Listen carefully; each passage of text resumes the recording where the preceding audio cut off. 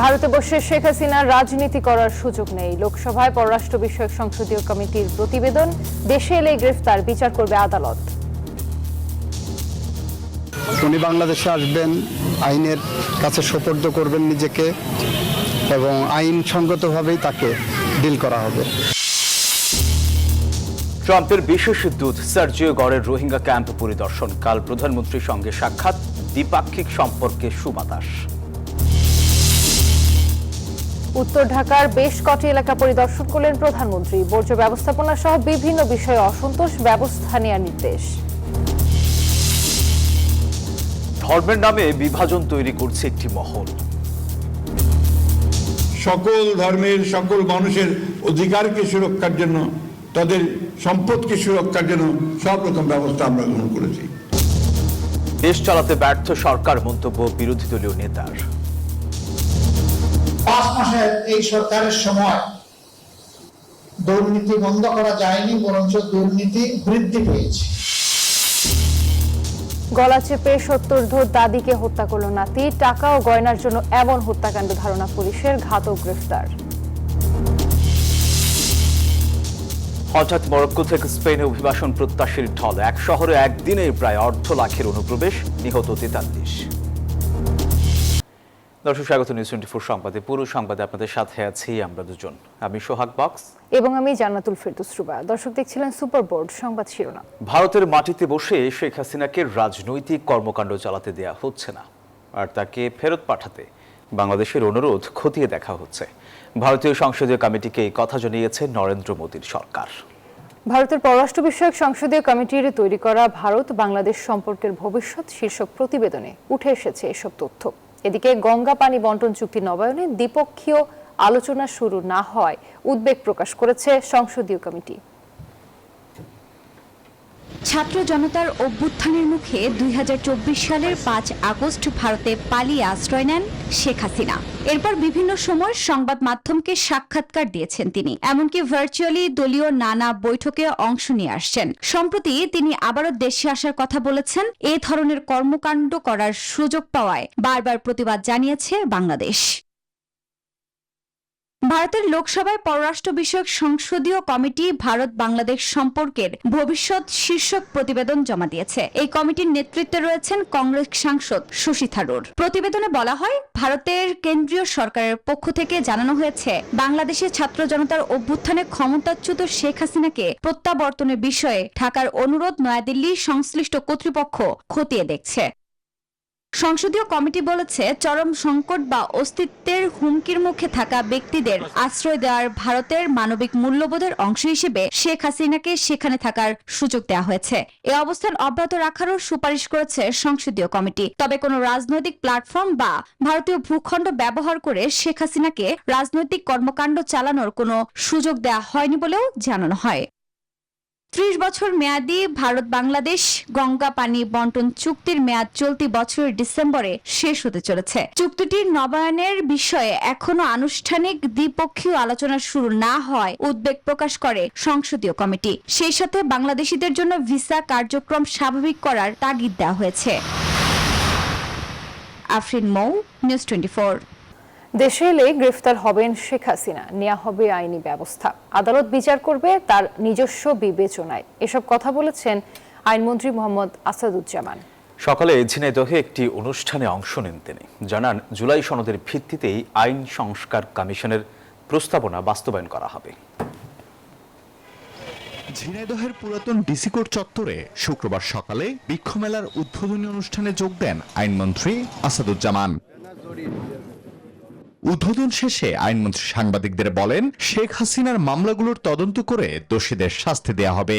উনি বাংলাদেশে আসবেন, আইনের কাছে সোপর্দ করবেন নিজেকে এবং আইনসঙ্গতভাবেই তাকে ডিল করা হবে। আইনমন্ত্রী বলেন, অন্তর্বর্তী সরকারের আমলে আইন সংস্কার কমিশন 133টি অধ্যাদেশ জারি করে, যার প্রায় সবগুলোই সরকার গ্রহণ করেছে। আইন সংস্কার কমিশনের প্রস্তাবনার আলোকেই 133টা অর্ডিন্যান্স অন্তর্বর্তীকালীন সরকারের সময় জারি করা হয় এবং সেই অর্ডিন্যান্সগুলোর মধ্য থেকে প্রায় সবগুলোই আমরা কিন্তু সেই সংস্কারগুলো গ্রহণ করেছি। একই কর্মসূচিতে পর্যটন প্রতিমন্ত্রী বলেন, দেশের পর্যটন খাতে দেশি বিদেশি পর্যটকদের আকৃষ্ট করতে মহাপরিকল্পনা গ্রহণ করা হয়েছে। পর্যটন খাতকে কিভাবে আকৃষ্ট করা যায় জনগণের কাছে এবং বিদেশি পর্যটকদের কাছে, সে ব্যাপারে আমরা একটা মহাপরিকল্পনা হাতে নিয়েছি। কক্সবাজার সমুদ্র সৈকতকে আন্তর্জাতিক মানের করতে সরকার কাজ করছে বলেও জানান পর্যটন মন্ত্রী। সেটাকে আমরা যদি সুসজ্জিত করতে পারি, ডেস্ক রিপোর্ট, নিউজ 24। পিপিপি মডেলেও হয়। মার্কিন প্রেসিডেন্ট ডোনাল্ড ট্রাম্পের বিশেষ দূত সার্জিও গরের সফরে উঠে এসেছে দ্বিপাক্ষিক সম্পর্ক জোরদারের ইতিবাচক বার্তা। 3 দিনের সফরের শেষ দিনে কাল সকালে তিনি সৌজন্য সাক্ষাৎ করবেন। দ্বিতীয় দিনে তিনি কক্সবাজারে যান, রোহিঙ্গা ক্যাম্প পরিদর্শন করেন। বাংলাদেশ সফরের দ্বিতীয় দিনে কক্সবাজারে মার্কিন প্রেসিডেন্ট ডোনাল্ড ট্রাম্পের বিশেষ দূত সার্জিও গর, সঙ্গে ঢাকায় নিযুক্ত মার্কিন রাষ্ট্রদূত ব্রেন্ট ক্রিস্টেনসেন পরিদর্শন করেন রোহিঙ্গা ক্যাম্প।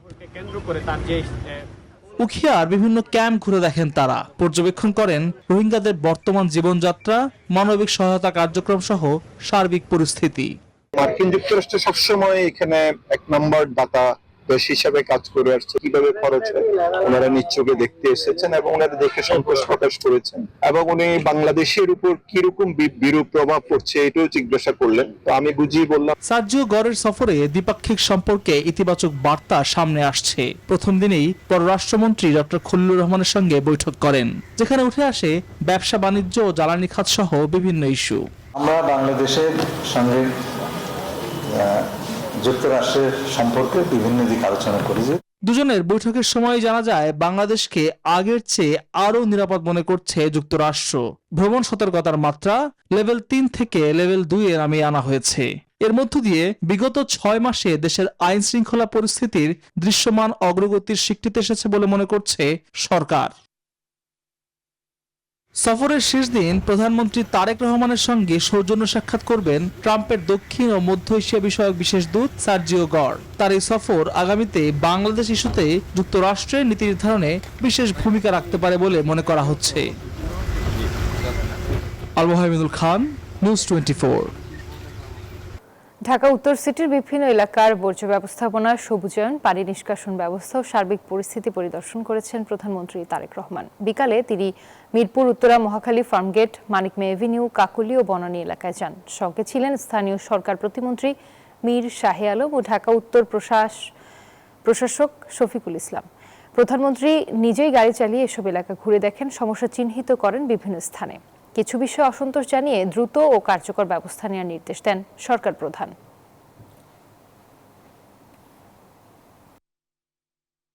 থ্যালাসেমিয়া সহ দুরারোগ্য ব্যাধিতে আক্রান্তদের তথ্য ভান্ডার করার তাগিদ দিয়েছেন জিয়াউর রহমান ফাউন্ডেশনের সহসভাপতি ডাক্তার জুবাইদা রহমান। রাজধানীতে এক অনুষ্ঠানে অংশ নেন তিনি বলেন, নতুন রোগী শনাক্ত করে তাদের চিকিৎসায় এগিয়ে আসতে হবে। এদিকে থ্যালাসেমিয়া প্রতিরোধে সরকার বদ্ধপরিকর বলে জানান স্বাস্থ্যমন্ত্রী সরদার মোহাম্মদ সাখাওয়াত হোসেন। বিশ্ব রক্তদাতা দিবস উপলক্ষে রাজধানীর ইঞ্জিনিয়ার্স ইনস্টিটিউশনে রক্তদাতাদের সম্মাননা প্রদান অনুষ্ঠানের আয়োজন করে বাংলাদেশ থ্যালাসেমিয়া সমিতি। অংশ নেন চিকিৎসক, রক্তদাতা, রাজনৈতিক ও সামাজিক অঙ্গনের ব্যক্তিবর্গ। অনুষ্ঠানে প্রধান অতিথি ছিলেন জিয়াউর রহমান ফাউন্ডেশনের vice president doctor Zubaida Rahman. Thalassaemia রোগীদের প্রতি সহযোগিতার হাত বাড়িয়ে দেওয়ার আহ্বান জানান তিনি। থ্যালাসেমিয়া যোদ্ধাদের শতভাগ সুস্থ করতে না পারলেও তাদের ও পরিবারদের সান্ত্বনা ও সহমর্মিতার মাধ্যমে আশ্বাসের হাত বাড়িয়ে দেয়া, সচেতনতা সৃষ্টিতে এগিয়ে আসা। দুরারোগ্য ব্যাধিতে আক্রান্তদের তথ্য ভান্ডার তৈরির কথাও বলেন তিনি। ক্যাটাগরি অনুযায়ী বিভক্তিকরণ, থ্যালাসেমিয়া মেজর, থ্যালাসেমিয়া মাইনর এবং থ্যালাসেমিয়া ট্রেট।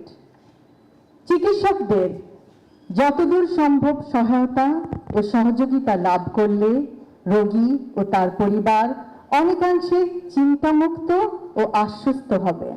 থ্যালাসেমিয়া প্রতিরোধে সচেতনতার বিকল্প নেই বলেন স্বাস্থ্যমন্ত্রী। এইরকম একটা ঘাতক ব্যাধি থেকে একটা প্রিভেন্টিভ মেজারে গিয়ে আমরা যদি জাতিটাকে বাঁচাতে পারি, তাহলে আমরা প্রিয়ন্তি এক বেদনার রক্তলিপি আমাদের লিখতে হবে না। অনুষ্ঠানে বিভিন্ন ক্যাটাগরিতে নির্বাচিত 170 জন রক্তদাতা ও 41টি স্বেচ্ছাসেবী সংগঠন ও প্রতিষ্ঠানের হাতে সম্মাননা স্মারক সনদপত্র তুলে দেন আমন্ত্রিত অতিথিরা। বদরুল আলম শাওন, নিউজ 24, ঢাকা। একটি মহল ধর্মের নামে বিভাজন সৃষ্টির চেষ্টা করছে, এ অভিযোগ করেছেন স্থানীয় সরকার মন্ত্রী মির্জা ফখরুল ইসলাম আলমগীর। রাজধানীতে এক আয়োজনে এই অভিযোগ করেন তিনি। মন্ত্রী জানান, সংখ্যালঘুদের সুরক্ষায় বর্তমান সরকার বদ্ধপরিকর। রাজধানীর ডিপ্লোমা ইঞ্জিনিয়ার্স ইনস্টিটিউশনে সংখ্যালঘুদের সুরক্ষা ও নিরাপত্তা বিধান শীর্ষক এক মতবিনিময় সভার আয়োজন করে সম্মিলিত সনাতন পরিষদ। যোগ দেন সরকারের একাধিক মন্ত্রী ও প্রধানমন্ত্রীর বিশেষ সহকারী।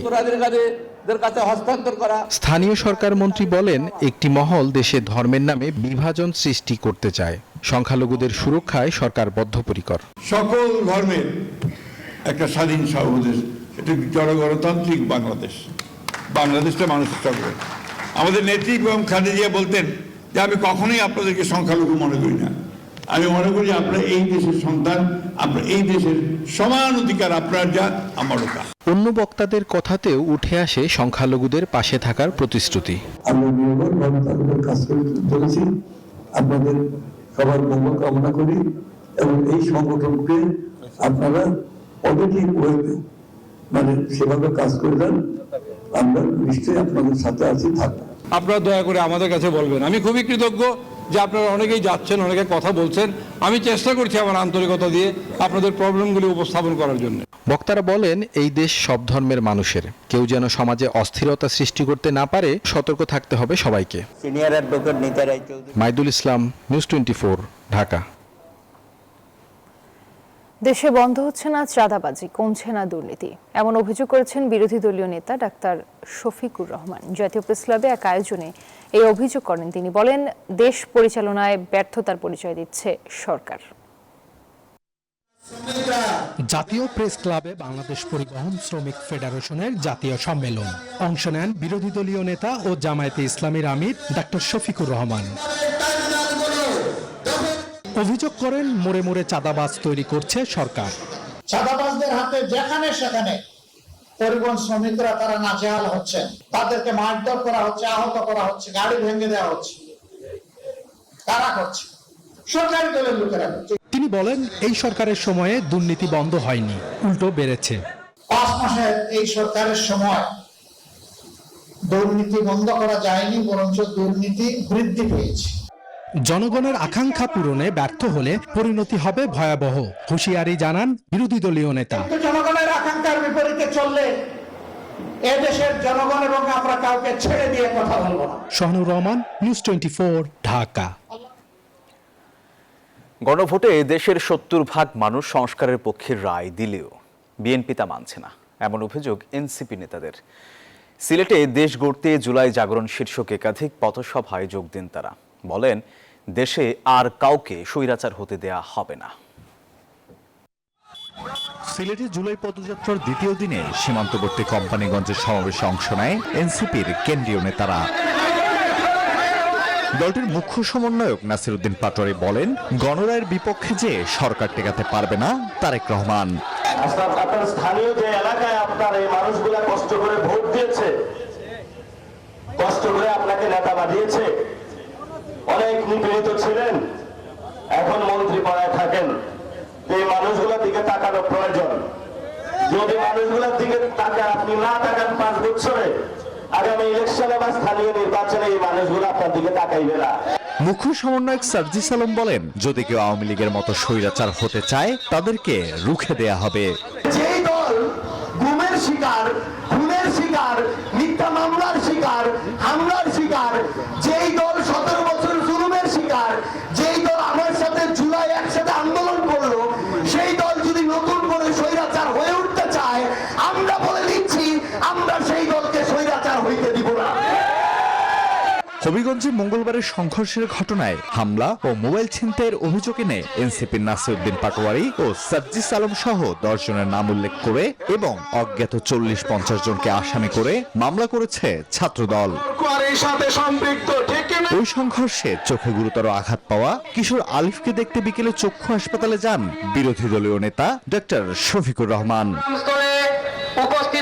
Desk report, news 24। ফ্যাসিবাদী ইতিহাস যাতে পুনরাবৃত্তি না ঘটে সে লক্ষ্যে কাজ করছে সরকার, এমন মন্তব্য করেছেন তথ্যমন্ত্রী জহির উদ্দিন স্বপন। বরিশাল শিল্পকলা একাডেমিতে এক সম্মেলনে প্রধান অতিথির বক্তব্যে কথা বলেন তিনি। তথ্যমন্ত্রী বলেন, সরকার সবসময়ই সতর্ক রয়েছে, নির্দিষ্ট কেউ স্বার্থ হাসিলে ধর্মকে ব্যবহারের অপচেষ্টা চালায়, তাহলে তাদের রুখে দিতে হবে। আপনাদের কাছে দেওয়া ওয়াদা, প্রদত্ত ওয়াদা যদি আমরা পূরণ না করি, ইতিহাস আবারও পুনরাবৃত্তি হতে পারে। আমাদের মানুষের মধ্যে কোনো ধরনের কোনো বিভাজন তৈরি করার প্রত্যক্ষ, পরোক্ষ, দৃশ্যমান, অদৃশ্যমান কোন চক্রান্তকে আমরা বাস্তবায়ন হতে দেব না। গলা চেপে 70 ঊর্ধ্ব দাদিকে হত্যা করল নাতি, আর হত্যার এই ভয়ঙ্কর দৃশ্য ধরা পড়েছে সিসিটিভির ক্যামেরায়। এদিকে ঘাতককে গ্রেপ্তারও করেছে পুলিশ। ধারণা করা হচ্ছে টাকা ও গয়নার জন্যই এই হত্যাকাণ্ড। এমন ঘটনা ঘটেছে রাজধানীর উত্তরার দক্ষিণখান এলাকায়। বৃহস্পতিবার বিকাল 5:40 ফাঁকা বাসায় নিজ রুমে ঘুমাচ্ছিলেন মাহবুবারা বেগম। হঠাৎ রুমে ঢুকে তার গলা চেপে ধরে নাতি আবু তালহা সজীব। কিছুক্ষণের মধ্যেই নিথর হয়ে পড়ে তার দেহ। এরপর শরীর থেকে স্বর্ণের গয়না খুলে নিয়ে সটকে পড়ে সজীব। সজীব জানত না এই রুমে সিসি ক্যামেরা রয়েছে। নিহত মাহবুব আরা বেগমের একমাত্র ছেলে মাহবুব হাসান রাজধানীর অন্য এলাকায় পরিবার নিয়ে বসবাস করায় ওই রুমে সিসিটিভি ক্যামেরা লাগিয়েছিলেন। মধ্যরাতে সেই ফুটেজ দেখতে গিয়ে জানতে পারেন পুরো ঘটনা। সাথে সাথে পুলিশকে ফোন দিলে গ্রেফতার করা হয় সজীবকে। বিছানার দিকে তাকায় যখন দেখলাম যে বিছানা এলোমেলো অবস্থা, তখন আমার মনে একটা কামড় দিয়েছে যে কি হলো। এরপর আমি প্রিভিয়াস যে পুরাতন যে রেকর্ডেড ভিডিও সেগুলো চালানো শুরু করলাম। তো ওই ভিডিও চালাতে যেয়ে আমি দেখতেছি ভিডিওতে যে সামহাও কেউ একজন এসে প্রথমে দরজার সামনে দাঁড়াইছে, তাকে দেখছে টেকছে এই করছে, আবার চলে গেছে। এর পরবর্তীতে হুট করে যেই আমার মায়ের গায়ের উপরে বসে তাকে গলা চেপে ধরছে। পরিবারের সদস্যরা জানান, সজীব কিছুদিন আগে বরিশাল থেকে বেড়াতে এসেছিল এই বাসায়। এটার পিছনে মনে হয় টাকাই ফ্যাক্ট। আর ও জানতো যে মাস শেষে তার কাছে টাকা থাকে, 1,20,000 টাকা একটা থাকার কথা তার কাছে, ভাড়াটারা করে। আর এই কথাটা জানতো সে, এই জন্যই আমার মনে হয় যে এটা করেছে। পুলিশের ধারণা, টাকা ও স্বর্ণের জন্যই হত্যা করা হয় 70 ঊর্ধ্ব মাহবুবারা বেগমকে। যে টাকা পয়সা দাবি করছিল, মানে আত্মীয়ের মধ্যে মনে হয়, ঠিক আছে। ভিডিও ফুটেজ সবকিছু পাওয়া গেছে, ঠিক আছে। আমরা এটা তো উদ্ধার হয়েছে, আর এটা মানে কিছু মানে আপনার এভিডেন্স পাওয়া গেছে, এভিডেন্স ক্রস চেক করা হয়েছে। এই ঘটনার সঙ্গে আর কেউ জড়িত রয়েছে কিনা সে বিষয়টিও তদন্ত করছে পুলিশ। জুবাইর সানি, নিউজ 24, ঢাকা। বাংলাদেশে অনুপ্রবেশের সময় টেকনাফের শাহপুরের দ্বীপ উপকূলে রোহিঙ্গাবাহী নৌকা ডুবে এখনও 13 জন নিখোঁজ রয়েছেন। সকলে স্থানীয় জেলেরা 18 জনকে জীবিত উদ্ধার করেন। উপকূল থেকে প্রায় 1.5 কিলোমিটার দূরে প্রবল স্রোত আর উত্তাল ঢেউয়ে ইঞ্জিন চালিত কাঠের নৌকাটি ডুবে যায়। নৌকায় 31 জন আরোহী ছিলেন। উদ্ধার হওয়াদের মধ্যে 14 জন বিভিন্ন রোহিঙ্গা ক্যাম্পের বাসিন্দা এবং 4 জন মাঝিমাল্লা। পরে তাদের বিজিবির হেফাজতে নেওয়া হয়। তাদের টেকনাফ থানায় হস্তান্তরের কথা রয়েছে।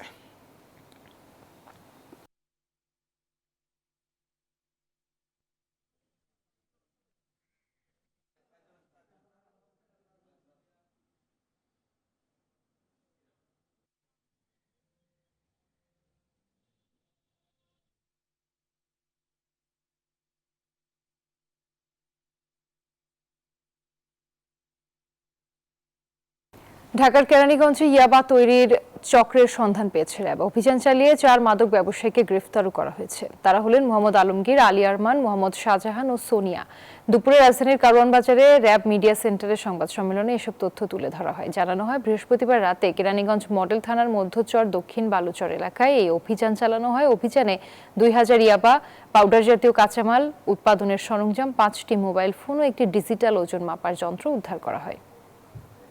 ঢাকা জেলার কেরানীগঞ্জ মডেল থানার অধীন মধ্যচর দক্ষিণ বালুচর এলাকায় অভিযান পরিচালনা করে ইয়াবা তৈরির বিভিন্ন কাঁচামাল ও যন্ত্রপাতি সহ 4 জন সক্রিয় মাদকদ্রব্য ইয়াবা উৎপাদনকারী ও ব্যবসায়ীকে গ্রেপ্তার করেছে র্যাব 10। এবার আন্তর্জাতিক প্রসঙ্গ। 24 ঘন্টায় মরক্কো থেকে স্পেনের উত্তর আফ্রিকান ভূখণ্ড সেউতায় ঢুকেছেন অন্তত 60,000 অভিবাসী। আকস্মিক এই জনস্রোত সামাল দিতে হিমশিম খাচ্ছে স্থানীয় প্রশাসন, আর নিরাপত্তা নিশ্চিতে সেখানে সেনা মোতায়েন করেছে সরকার। বিপজ্জনক এই পথ পাড়ি দিতে গিয়ে সাগরে ডুবে প্রাণ হারিয়েছেন অন্তত 43 জন। আকস্মিক অনুপ্রবেশকে সার্বভৌমত্বের লঙ্ঘন হিসেবে অভিহিত করেছেন স্পেনের প্রধানমন্ত্রী।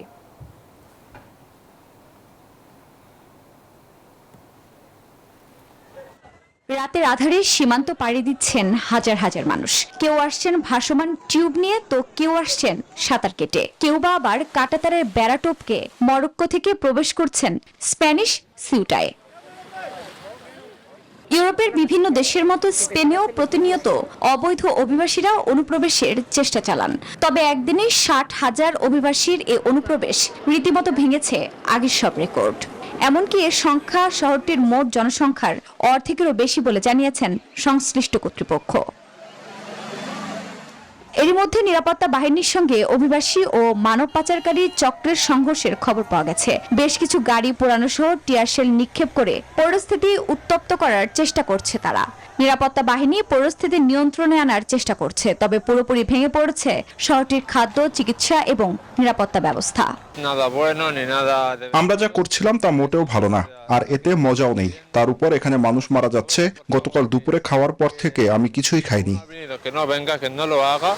এদিকে অবৈধ এই অভিবাসনকে ইউরোপের সীমান্ত নিরাপত্তার জন্য বড় হুমকি হিসেবে দেখছে প্রতিবেশী দেশগুলো। একে দেশটির সার্বভৌমত্বের লঙ্ঘন ও আক্রমণ হিসেবে অভিহিত করেছেন প্রধানমন্ত্রী পেদ্রো সানচেজ। এদিকে সংকট নিয়ে মরক্কোর সঙ্গে যোগাযোগ করা হচ্ছে বলে জানান ইউরোপীয় ইউনিয়নের president Ursula von der Leyen. Afrin Mou, news 24। দর্শক, এই ছিল নিউজ 24 সংবাদের এখনকার আয়োজনে। এতক্ষণ সাথে থাকার জন্য ধন্যবাদ।